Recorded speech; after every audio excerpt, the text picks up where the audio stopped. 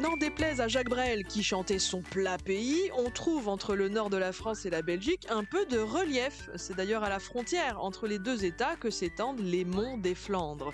En néerlandais, West-Vlaams-Heuveland, si je prononce bien, on pourrait traduire littéralement par pays des collines des Flandres occidentales. Mais comme c'est un peu long, nous parlerons donc aujourd'hui des monts des Flandres, même si, il faut l'admettre, avec un sommet culminant à 176 mètres d'altitude, le terme colline est peut-être plus approprié. C'est ce qu'écrivait en tout cas une locale de l'étape, l'écrivaine Marguerite Yourcenar, dans ses archives du Nord. Elle nous disait « Des monts qu'on appellerait ailleurs des collines, le mont Cassel, relayé au nord par la quadruple vague des monts des Flandres, le mont des Cas, le mont Kemmel et le mont Noir, bossus ces terres basses. » Cet amour qu'avait Marguerite Yourcenar pour les monts des Flandres, c'est aussi l'amour qu'a pour eux la journaliste Claire Decrane, que j'ai le plaisir d'inviter aujourd'hui à partager le micro pour parler de cette région.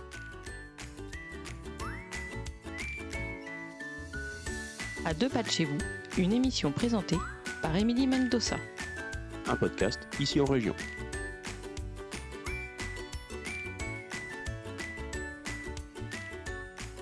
Claire Decrane, bonjour. Bonjour Émilie.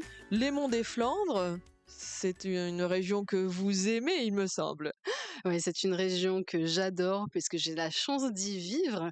Moi, j'habite en tout cas à Hasbrook, juste à côté des Monts des Flandres. Alors, ce qu'on appelle chez nous, avec un peu d'emphase, la cordillère des Monts des Flandres. Cordillère, carrément. Cordillère, Allons-y, carrément, mais allons-y. oui.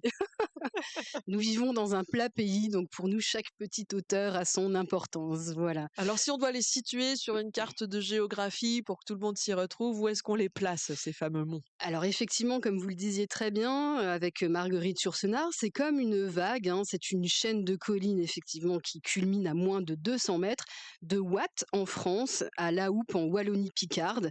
Donc on a comme ça toute une succession de monts, alors à peu près 10 monts, on va dire, la montagne de Watt, le mont Cassel, le mont des Cas, le mont de Boskep, le mont Noir, le mont Rouge, le mont Kemmel, le mont Saint-Aubert, le mont de l'Enclus, et le mont du Bois de la Houppe, voilà.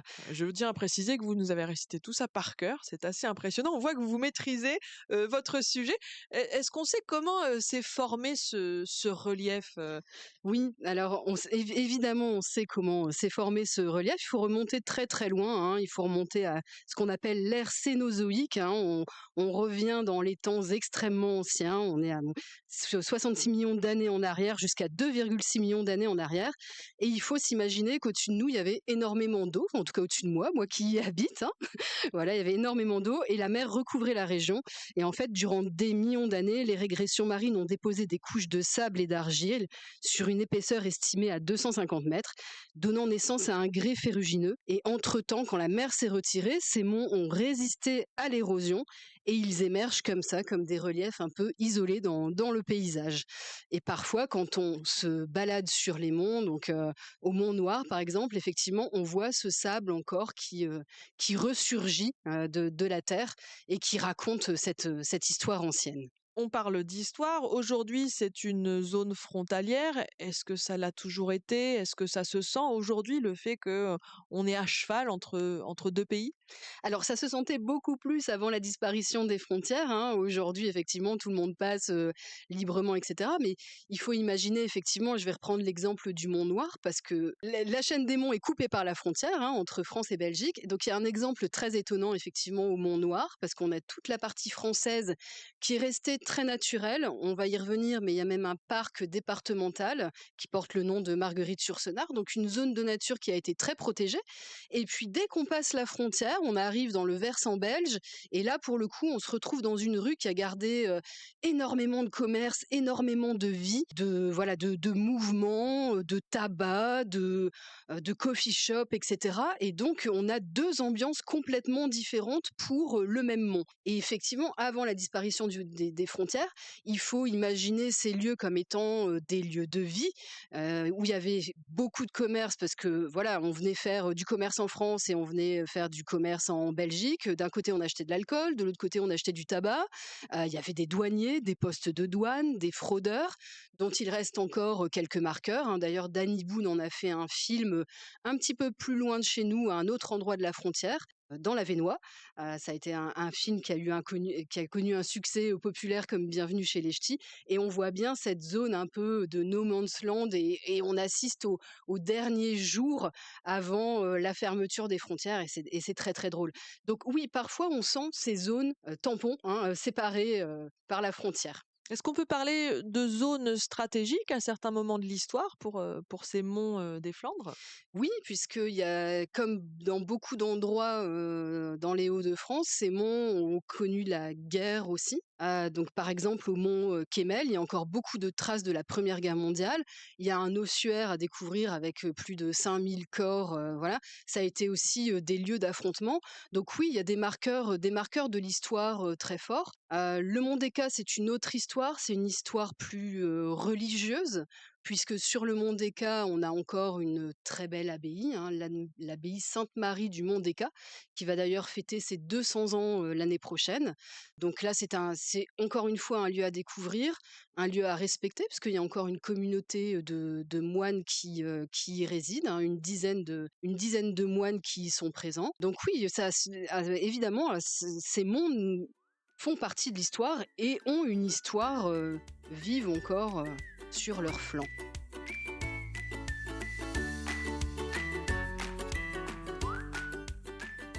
À deux pas de chez vous, un podcast ici en région.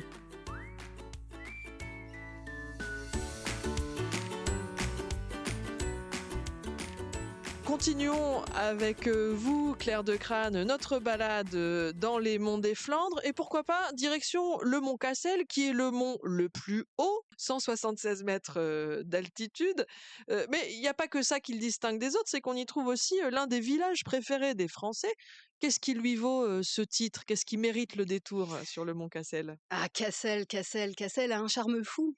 C'est vraiment un village qui a gardé son authenticité. On parlait de place, il a une magnifique place, il a de très belles maisons, il a encore un moulin, le Castellhof, tout en haut, où on trouve d'ailleurs un très bon estaminet, l'estaminet du Castellhof. C'est un village qui est parcouru de petites ruelles, de petites venelles, donc on peut le découvrir à pied. C'est un village qui a toute l'âme flamande concentrée au sein de ses murs. Quand on est tout en haut donc du village près du moulin, on a des belvédères qui permettent de voir vraiment très très loin. On peut apercevoir jusqu'au terri du bassin minier, hein. Donc depuis ces petits 176 mètres, il nous offre quand même un magnifique panorama, ce mont Cassel. Et ce qui est intéressant aussi, c'est que depuis le haut du mont Cassel, on voit encore les anciennes voies romaines. Donc on a 7 voies romaines qui sont encore nos routes d'aujourd'hui, hein, mais qui se distinguent très bien tout en haut du mont. Ça a été d'ailleurs un QG, encore une fois, pendant la guerre, hein. Il y a la statue du maréchal Foch qui avait un QG pendant la Première Guerre mondiale, qu'on peut apercevoir aussi tout en haut du mont Cassel. Cassel, c'est aussi la patrie des géants. On va y trouver 2 géants qui sont classés au patrimoine mondial de l'UNESCO. Reuse papa, Reuse maman, le mari et la femme. Reuse, ça veut dire flamand en géant. Reuse papa et Reuse maman, c'est 2 géants identitaires qu'on adore, qu'on chérit, qui font partie de notre vie, encore une fois, et de notre quotidien. L'un est un guerrier, un légionnaire romain. Sa femme, c'est une princesse byzantine. Ce sont des colosses parce que Reuse papa culmine à 6 mètres de hauteur. Ok, Donc c'est ce n'est pas vraiment, rien. ce n'est pas rien. Et alors, ils ont été recréés par un artiste local, en tout cas de 2 frères, les frères Bafkop, qui ont recréé ces géants au 19e siècle. L'Héreuse, c'est l'histoire de la création du mont Cassel. On raconte que ces géants se baladaient avec des grosses pierres sur leurs épaules, et puis Reuse maman aurait dit à Reuse papa: «Oh que c'est lourd!» et donc elle dépose un caillou qui nous fait Auxelard, le petit village qui est au pied du mont Cassel. Voilà, c'est vraiment, ça fait partie de nos légendes, notre folklore. Ces 2 géants, ils vont sortir 2 fois par an. C'est ce que j'allais vous demander. Est-ce qu'on les sort un petit peu? Est-ce qu'on leur fait prendre l'air? On les fait, ah oui, ils prennent l'air 2 fois.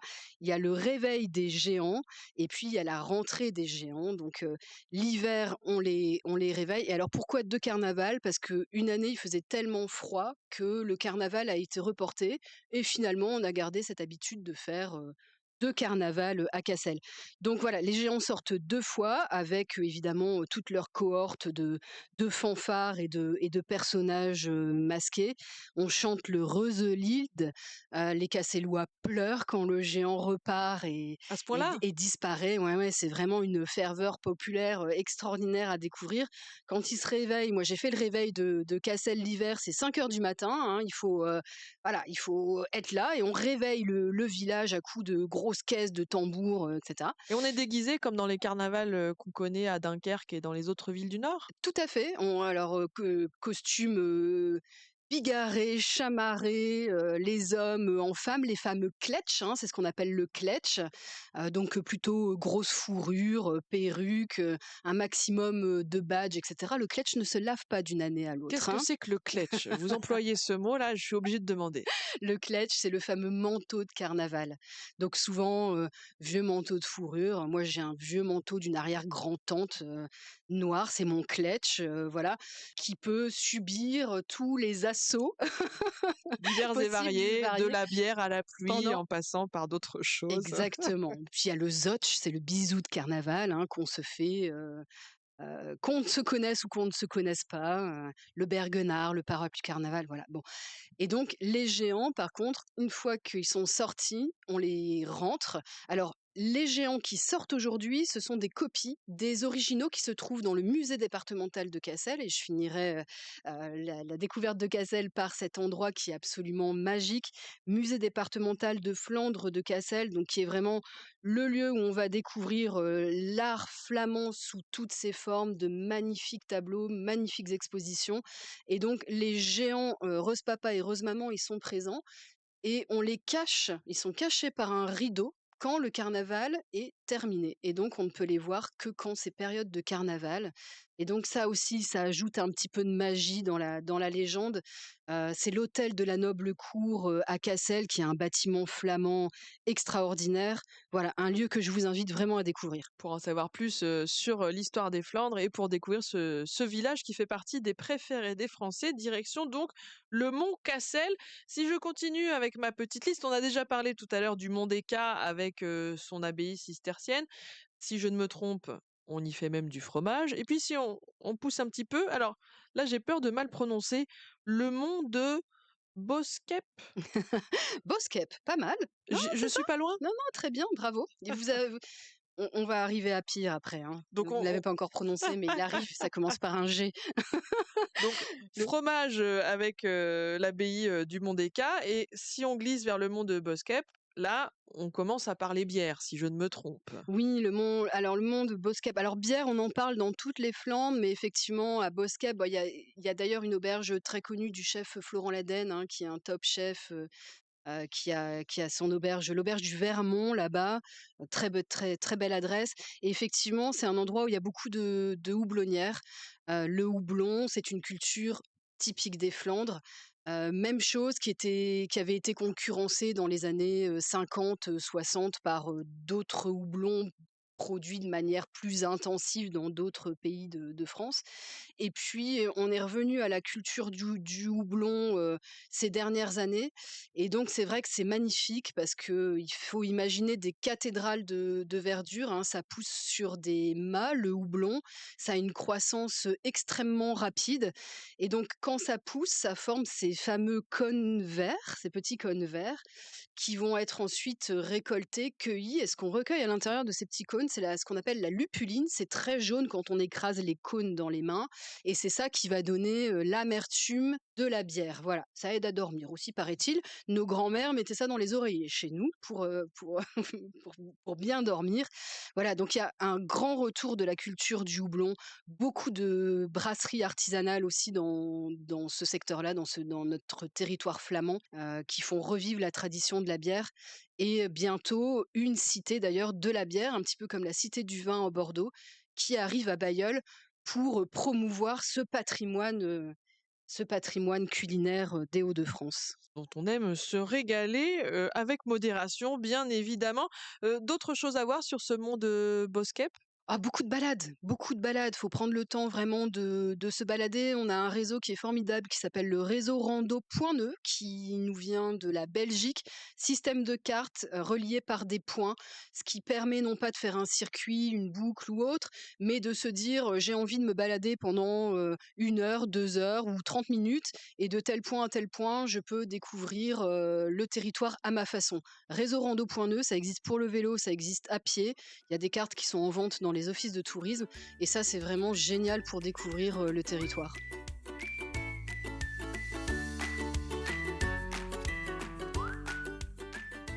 À 2 pas de chez vous, un podcast ici en région.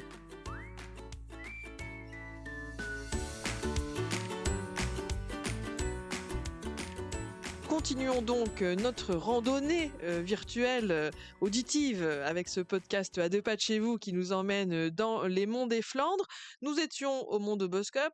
Hop, sautons jusqu'au mont Noir. On l'évoquait en introduction, un mont qui est lié à l'écrivaine Marguerite Yourcenar. Quel est le lien entre l'écrivaine et ce mont Noir? Eh ben, en fait, Marguerite Yourcenar, elle est née en Belgique, mais son père revient dans le secteur après le décès de sa maman et Marguerite Yourcenar va y habiter enfant. Donc elle va passer quelques années pendant son enfance qui vont être marquantes dans sa perception de la nature et elle va d'ailleurs en parler dans de nombreux ouvrages. Vous avez cité l'œuvre au noir, ça revient en filigrane dans ses textes. Elle y reste peu de temps, mais le mont a gardé vraiment l'empreinte de Marguerite Yourcenar.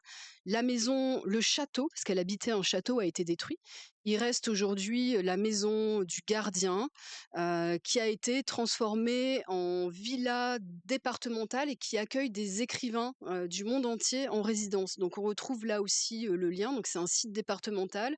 Et voilà, sur candidature, une dizaine d'écrivains peuvent venir en retraite sur le Mont Noir pour travailler leurs œuvres, écrire, s'inspirer, partager aussi avec les gens du territoire. Il y a beaucoup d'animations qui sont créées.